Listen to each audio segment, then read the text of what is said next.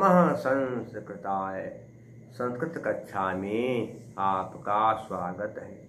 मैं प्रतीत Ram Verma, assistant professor, Shri Gandhi महाविद्यालय, सिधौली, सीतापुर। आज मैं आपको महाकवि व्यास द्वारा रचित श्रीमद् भगवत गीता का द्वितीय अध्याय पढ़ाने जा रहा हूँ। श्रीमद् भगवत गीता महाभारत के भीष्म पर्व से लिया गया है।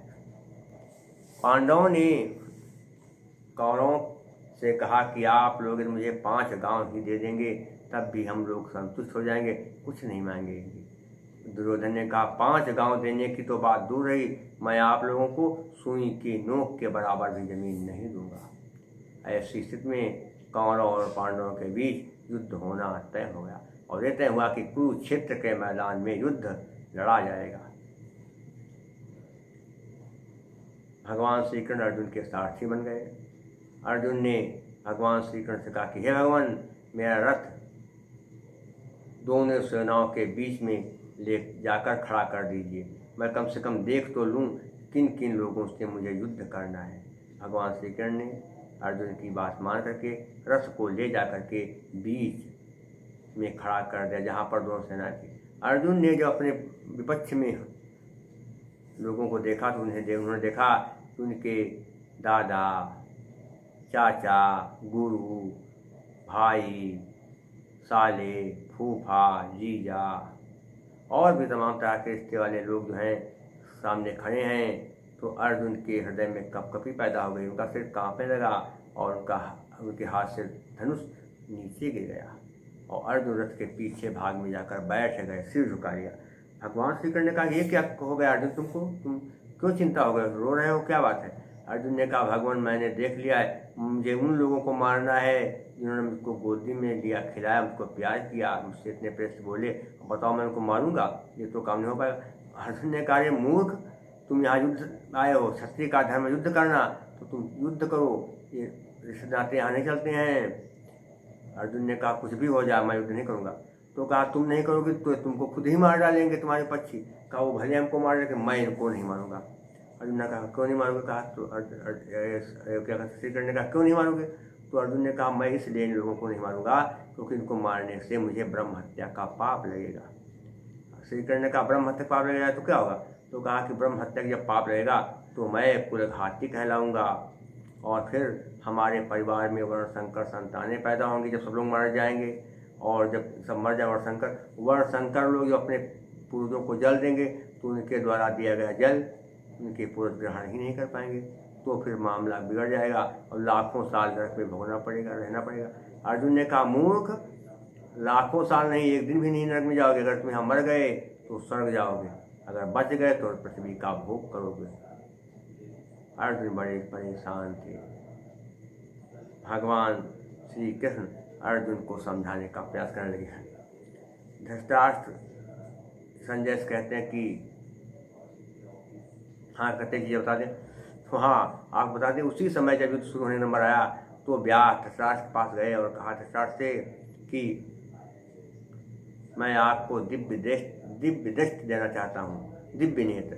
आप उन नेत्रों से युद्ध का सारा हाल देख लेंगे, क्या हो रहा है, क्या किसके मन में क्या है ये भी जान लेंगे, किसके मन में क्या ये भी जान लेंगे और वहाँ क्या हो रहा है सब देख लेंगे। धृतराष्ट्र ने कहा कि भगवान, अरे मैं जिंदगी भर अंधा रहा, अब मैं आंखें लेकर क्या करूँगा? अगर आपको दिव्य दृष्टि देना ही है तो मेरे सारथी संजय को दे दो। यही इसी से अगर कुछ मुझे जरूरत पड़ी तो मैं इसी से युद्ध का हाल पूछ लिया करूँगा। व्यास ने कहा ठीक है और फिर व्यास जी ने संजय को दिव्य दृष्टि प्रदान कर दिया। धृतराष्ट्र ने संजय से कहा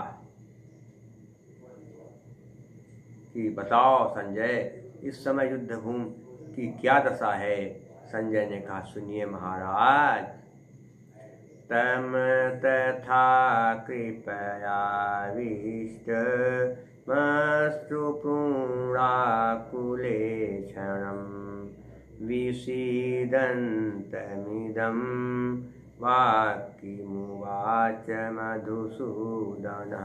तब मैंने उनसे इसी प्रकार से कृपयाविष्टम करुणा से परिपूर्ण अस्त्रपूर्णा आंसुओं से भरे हुए, और क्या कहते पूर्णा आकुल लिखा है, आकुल में कहते परेशान, क्या कहते इच्छा में कहते नेत्र वाले,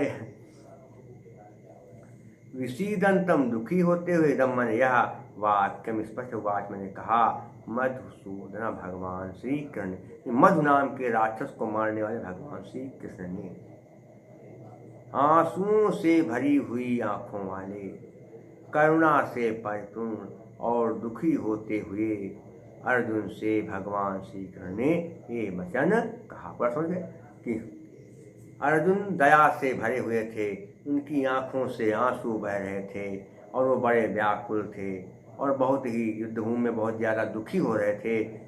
ऐसे अर्जुन से भगवान श्री कृष्ण ने ये वचन कहा। ये हो गया।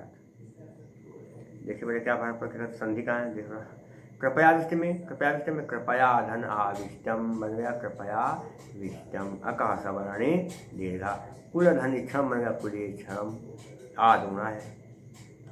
और इसके अलावा कहते क्या है आकुल क्षम, आकुला आकुला क्षण यस्य सह बहुव्रीहि समास हो जाएगा। वाक्यम उवाच, वाक्य कहा वचन कहा जिससे वह, वाक्यम उवाच यम सह बहुव्रीहि समास। मधु में पू प्रत्यय है, आविष्टम में कट प्रत्यय, विषीदंतम में सत्र प्रत्यय, और अलंकार कौन सा है काबिलिंग। भगवान श्री कृष्ण ने अर्जुन से कहा, क्यों कहा वचन, क्योंकि वो करुणा से भरे हुए थे, उनकी आंखों से आंसू बह रहे थे और दुखी हो रहे थे। तो क्या है काबिलिंग और परिकर दोनों है, कई अलंकार है। हेतुर्वाक्य पदार्थत्वे काबिलिंगम निगद्यते। और अर्जुन विशेषताएं क्या, दुखी हो रहे हैं, उनकी आंखों में से आंसू भरे हैं और करुणा से परिपूर्ण, तो क्या परिकर भी है। उक्तैर्विशेषणैः साभिप्रायै परिकरो मतः, परिकर अलंकार भी है। और अनुष्टुप छंद है, ज़्यादातर इस पुस्तक में आपको अनुष्टुप छंद ही मिलेंगे। श्लोके षष्ठम गुरु गेयम सर्वत्र लघु पंचमम द्विचतुष्पादयोरहस्वं सप्तमं दीर्घमन्यो।